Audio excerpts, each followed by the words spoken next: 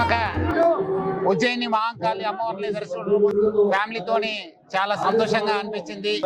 రాష్ట్ర ప్రజలు, నగర ప్రజలు సుఖ సంతోషంతోని సురక్షితంగా ఆరోగ్యంగా ఉండాలని చెప్పి వేడుకోవడం జరిగింది. ఆల్రెడీ మనము గోల్కొండ బోనాల్ని, బల్కంపేట్ బోనాల్ని చాలా సక్సెస్ఫుల్ గా కంప్లీట్ చేసుకున్నాం.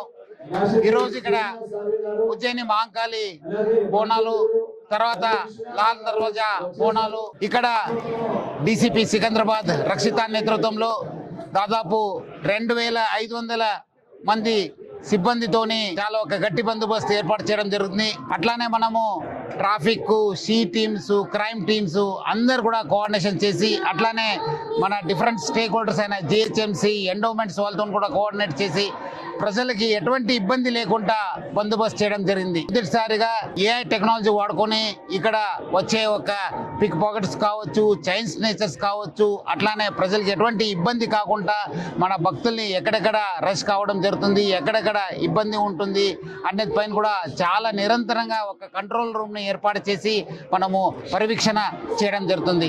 అట్లానే రాష్ట్ర ప్రజలు మనకు అంతకుముందు జరిగిన గోల్కొండ, బల్కంపేటలో అట్లానే నగర ప్రజలు కూడా బాగా సహకరించారు.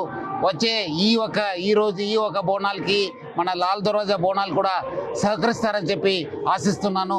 అందరు కూడా రాష్ట్ర ప్రజలకి, నగర ప్రజలకి ఇంకోటిసారి బోనాలు శుభాకాంక్షలు.